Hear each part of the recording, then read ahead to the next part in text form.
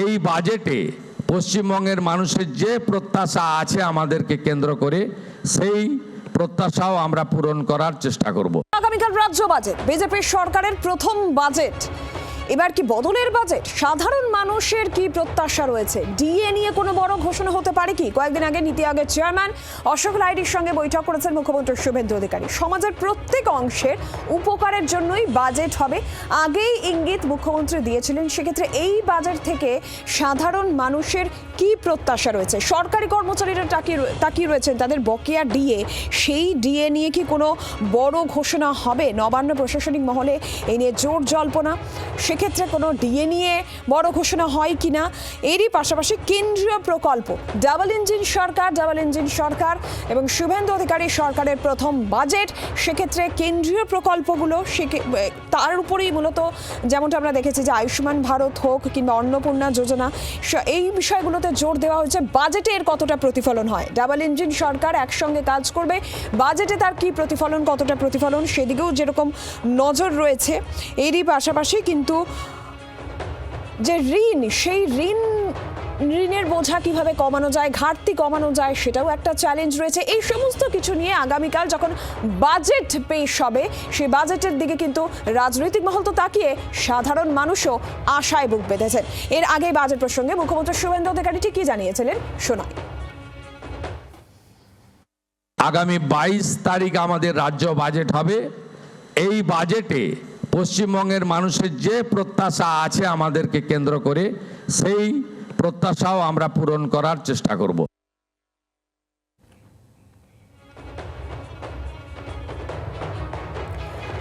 সরাসরি মমিতা চক্রবর্তী প্রতিনিধি রয়েছেন। মমিতা, মুখ্যমন্ত্রী আগেই বলেছিলেন যে সাধারণ মানুষ প্রত্যাশা করছেন, সেই প্রত্যাশা পূরণের চেষ্টা করা হবে, এই কথা মুখ্যমন্ত্রী আগেই বলেছিলেন। খুব স্বাভাবিকভাবে বাজেটের দিকে সকলেই তাকিয়ে, ঠিক কোন কোন বিষয়গুলো মূলত জোর দেওয়া হবে বাজেটে, কোন কোন বিষয়ের দিকে মূলত নজর থাকবে, একটু ডিটেলে বলো।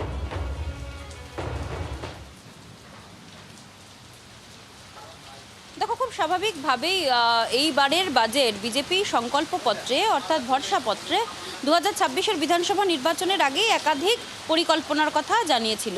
2026-এর বিধানসভা নির্বাচন জয়ের পর সেই সমস্ত প্রতিশ্রুতি, ভরসাপত্রের সেই সমস্ত কথা তা যে পূরণ করা হবে, তা 1 মাসের মধ্যেই শুভেন্দু অধিকারী নেতৃত্বাধীন সরকার প্রমাণ করেছে।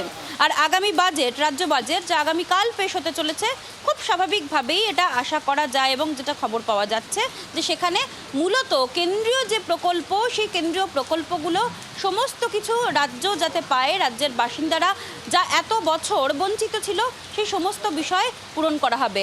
তার পাশাপাশি পরিকাঠামোগত খাতে বেশ কিছু ব্যয় বরাদ্দ বাড়ানো হবে, কারণ রাজ্যে এই মুহূর্তে ফাস্ট উন্নয়ন দরকার। বিজেপির তরফ থেকে যে কথা বারবার করে বলা হচ্ছিল যে 15 বছরের তৃণমূল কংগ্রেসের শাসনকালে রাজ্যের অগ্রগতি হয়নি, ভারী শিল্প তো আসেইনি, একটাও কলকারখানা স্থাপন হয়নি, ছোট বা মাঝারি শিল্পেরও কিন্তু কোনো দেখা তখন ছিল না। কিন্তু এই সরকার, বিজেপির সরকার, ডাবল ইঞ্জিনের সরকারের টার্গেট রাজ্যে শিল্প পরিকাঠামো প্রতিষ্ঠা করা। আর শিল্প পরিকাঠামো প্রতিষ্ঠা করতে গেলে অবশ্যই শিল্প আনতে হবে এবং ডেস্টিনেশন বেঙ্গল, সেই ডেস্টিনেশন বেঙ্গল যে কথা বারবার করে তারা বলছিলেন, সেই ডেস্টিনেশন বেঙ্গলের কথা থাকবে। সেখানে পরিকাঠামোগত খাতে বেশ কিছু বরাদ্দ হবে। শিক্ষার জন্য ওয়ান নেশন ওয়ান সাবস্ক্রিপশন, ই-সামার্ট এবং এরকম একাধিক প্রকল্পের পাশাপাশি পিএম উষা এবং প্রধানমন্ত্রীর যে আবাস যোজনা, পাশাপাশি বিভিন্ন যে যোজনা রয়েছে, পিএম সূর্য প্রকল্প, সমস্ত প্রকল্পই কিন্তু রাখা হবে আগামী বাজেটে। মমিতা, ধন্যবাদ তোমাকে। আর এই বাজেট প্রসঙ্গে রাজ্যের মধ্যে অগ্নিমিত্রা পাল কি বললেন শোনাই। কালকে একটা আউটলাইন করা হবে। আমরা যেভাবে আগের সরকার 8 লক্ষ কোটি টাকার ঋণ মাথায় দিয়ে গেছে, সেটাকে ব্যালেন্স করে তো বাজেটটা করতে হবে। সুতরাং একটা জেনারেল একটা ছবি দেওয়া হবে, তারপর তো ইন্ডিভিজুয়াল ডিপার্টমেন্টের বাজেট হবে। যেমনটা আপনাদের শোনাচ্ছিলাম যে মুখ্যমন্ত্রী শুভেন্দু অধিকারী বলছেন যে মানুষ যে প্রত্যাশা করেছে, সেই প্রত্যাশা পূরণের চেষ্টা করা হবে। মানুষও তো আশায় বুক বেঁধেছে। কি বলছেন সাধারণ মানুষ, কি চাইছেন তারা বাজেটে তাদের জন্য, শুনি। ডাবল ইঞ্জিন সরকার হওয়া মানে তো স্টেট সেন্ট্রালের একটা কম্বিনেশন থাকে, তো সেখানে নিশ্চয়ই সবাই আশা রাখবে, আমিও রাখছি যাতে ভালো কিছু হয়।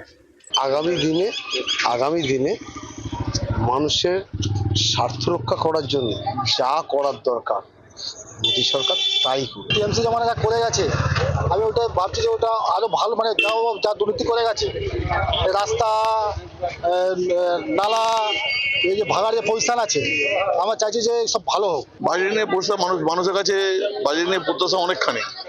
মানুষের উন্নতি, আমাদের যে সমস্ত রাস্তাঘাট থেকে আরম্ভ করে, জঞ্জাল থেকে আরম্ভ করে, শিল্প থেকে আরম্ভ করে সমস্ত কিছুই যাতে অগ্রগতি হয় সেই ব্যবস্থা দেখার জন্য বাজেট আমরা আশা করছি। যদি বাজেটে কোনো সরকারি নিয়োগের যদি বিষয়ে কোনো আলোচনা বা কোনো বিষয়বস্তু রাখেন তাহলে আমি খুশি হব এবং বেকার যুবকরাও কিছু চাকরির আশা একটা পাবে। যোগ্য বঞ্চিত অবস্থায় আছে তারা যেন একটা সঠিক পথ দেখতে পায় এবং তারা যেন আস্থা পায় যে আমরা ঠিক গভর্নমেন্টের আন্ডারে আছি। বিএসএফের কাজ করেছে, তারা পুশব্যাক করেছে। এবার তারা বাংলাদেশি না পাকিস্তানি না তার মায়ানমারে বাড়ি না আমেরিকায় বাড়ি, সেটা তারা বিচার করবে। বাংলার আওয়াজ, বাঙালির আবেগ, জি 24 ঘন্টা।